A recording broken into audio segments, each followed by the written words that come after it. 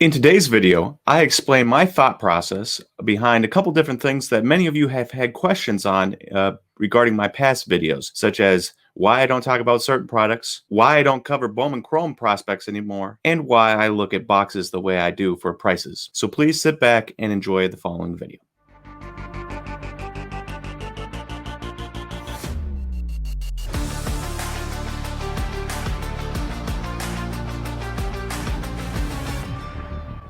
Welcome everyone to Dinging Corners, a baseball podcast powered by Slab Stocks. I'm your host Nate, and today I'm going to talk to you about commonly asked questions to me about why I do the things I do. There's been three questions that get asked quite a bit.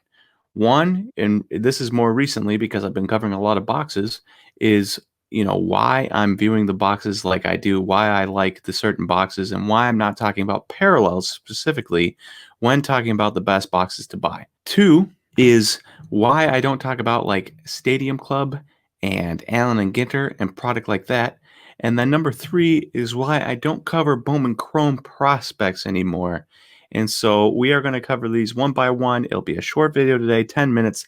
Nothing really new, just my thought process behind things so you can understand better when you are watching my videos. I think it'll be useful for you guys to get a little glimpse into my head if you don't already understand what I'm thinking, and to just, and then you can go back and watch the box videos from previously and it'll make sense, right? Or any product, any video with any product type of thing. If you have any more questions or any questions about how I approach things, please DM me, or even better, join our Discord, our Slab Stocks Discord, and you can go into the baseball section. We've got prospect section and MLB section, and you can ask questions, and I'll be really easy to get to there. Really easy to pick my brain, much easier than DMs. So if you have a chance, join that. You'll be able to DM me or ask me questions and stuff. Super easy. Let's start with the first one, and the first one was why I cover box investments the way I do. And so last week I talked about Topps Series 1 2020 being my favorite investment from 2020 product line, and that was because I thought you could get the most money back off of your investment, $150, but there was about 5 guys that were decent investments, or decent guys that could PSA 10 and get decent money back. And there was a couple questions saying, sure, you can do that, but why not look at it like people are buying the product to get parallels? And I understand that people buy product to get parallels. I understand that you can buy Bowman Chrome and get a out of gold auto out of Garrett Mitchell from Bowman Chrome Draft that just came out today, and you are doing a good job. You've definitely made your $310 back, plus probably like 700 more. But you can't bank on that, especially for like Topps flagship. If you get a jumbo hobby box from Topps flagship, you're guaranteed a black. But more often than not, it's going to be like Rougned Odor or Matt Chapman, and not the rookie you want, Bo Bichette type of thing, right? So I don't even look at parallels when I'm thinking about boxes. If you get a parallel of a good rookie, you're golden. But the likelihood of that happening is unlikely. So then I look at it a step lower and I say, what is the most common outcome I can expect to get? And the most common outcome for like a Topps 2020 Series 1 box would be to get, like, I don't know, 3 or 4 of the top 5 rookies you can get. So maybe one Jordan, one Randy Arozarena, one Gavin Lux, and a Bo Bichette. And then, you don't get Kyle Lewis, something like that. After that, it's like, how many of those are going to be PSA 10s? Maybe 2. 2 out of the 5, if you got all 5, would be pretty good odds. 3 out of the 5.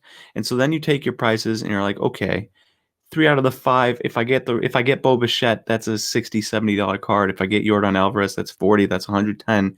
And if I hit one more PSA 10 in there, say it's $30, and I'm pretty close to making my money back on the box, the $150 box.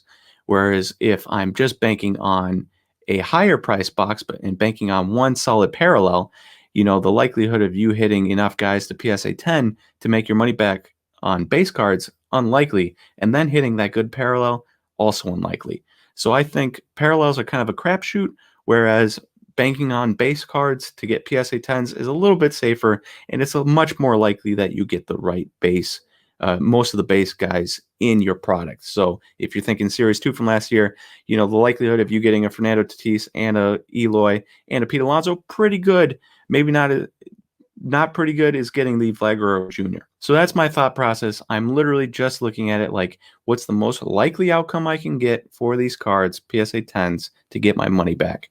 And if you hit a parallel, perfect. So that's where I'm at on boxes. I hope that helps you understand a little bit more why I approach like Series 1 as the best investment. No, you're not going to get the huge numbered cards like you can get in Bowman Chrome, but you're also not going to get absolutely destroyed as long as you grade your cards. $90 back on a $150 a box is better than getting like $30 back on a $310 box like Bowman Chrome Draft today. Number 2 on the list was why don't I cover products like Stadium Club, Allen and Ginter when I'm talking about product. And you'll notice I talk about mainly 2 types of product, Topps Update and Topps Series 2, Topps Series 1, so Topps Flagship, and then Topps Chrome. I'll occasionally throw in Topps Heritage in there and Bowman Chrome stuff for like vets like Juan Soto, Ronald Acuna, that type of stuff. But I don't really cover Stadium Club, Allen Ginter. I brought him up. That type of stuff. And there's a reason for that. Number one, shout out to Stadium Club and Allen Ginter for getting Chrome cards this past week. But that's besides the point.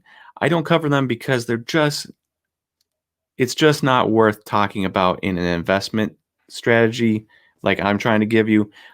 If you look at prices, if you look up Fernando Tatis Jr. rookies from Stadium Club, they're like $6 a piece.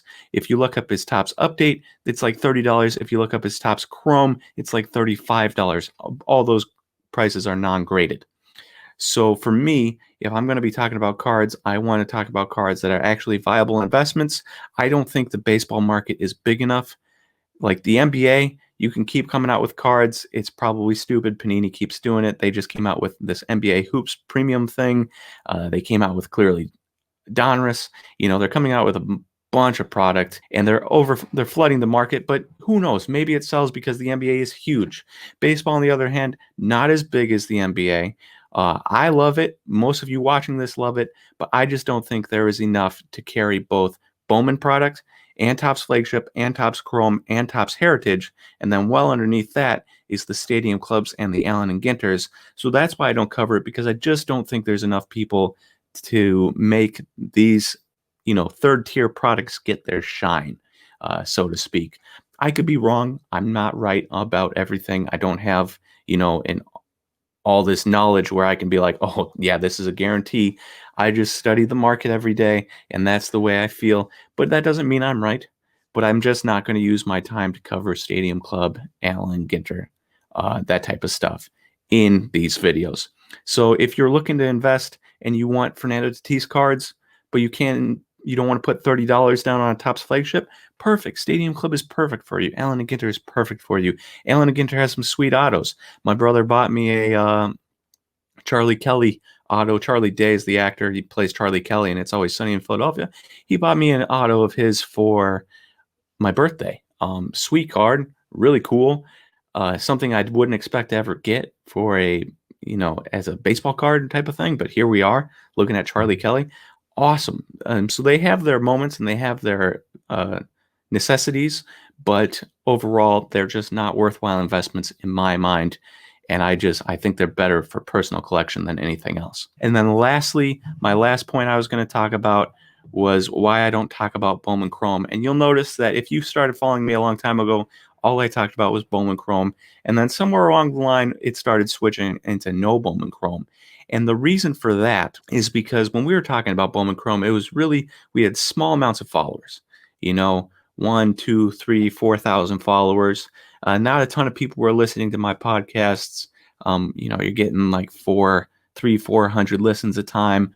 And so I could talk about any guy I wanted and be like, yo, I think so-and-so on the Pirates, Quinn Priester, say, is a good investment. Also, I like Quinn Priester, but don't take that as go spend big money on him. I could say that and people would be like, oh, okay. And, a couple people would buy, but it wouldn't really move the market. When we started getting bigger, I'd be like, oh, I really like Josiah Gray from the Dodgers. And all of a sudden I'm seeing this market creep up. I'm like, ooh, I feel like that might have been me. I can't confirm it. That might be just a little bit of an ego thing for me. But I don't want to be the reason why these are moving up. It's a lot easier to talk about Topps Flagship, Topps Chrome Tops update guys because they're already there. We already know what they're doing. We can see their advanced stats and make guesses. This prospecting is really just like a gut feel along with all the stats, and it's a lot more risky, which is why I just don't talk about it. I'm going to try to get back into it. I want to get back into it. It's my first love. I'm sure many of you love Bowman Chrome prospecting. It's how I got into the hobby again. I love it completely. Aaron and I started buying cards together because I was too big of a pansy to put all the money down on the guys that I wanted. So I convinced Aaron to go halfsies with me in case it didn't work. It worked out like 99% of the time. We had really good hit rate with it, and I want to get back into it, but I just don't know the proper avenue to do it because I don't want to be going out there and being like, oh, I like so and so from this team and so from that team, and otherwise I just don't know how to do it. So if you have any ideas, any of you are watching, if you have any ideas on how I could cover Bowman Chrome prospects again without making it seem like I'm just peddling one guy or the other, please let me know because I would love to cover them again. I mean, I even have, I got like Aaron Ashby right here. I bought a gold shimmer of him the other day. He's a Brewers pitching prospect. I really like him. I think he's along the same lines of Brandon Woodruff and Corbin Burns, next type of guy that becomes a top 100 prospect for the Brewers pitching side. But I'm not going to be like, oh, you should go buy him because it's a huge risk. And, it's just a gut feeling on my part. That is why I don't cover Bowman Chrome anymore. Please, if you have any ideas on how I could, I am all ears because I love it. Anyways, that is a quick 10-minute dinging corners today, just explaining some things to you on why I do the things I do. I hope you guys better understand it. I see the comments, and I figured this was a good way to, address them all in one short video. Anyways, thank you all for listening to this Dinging Corners today. I know it's not a ton of new information, but just information on myself, but I hope you enjoyed it anyways, and I will talk to you again next time.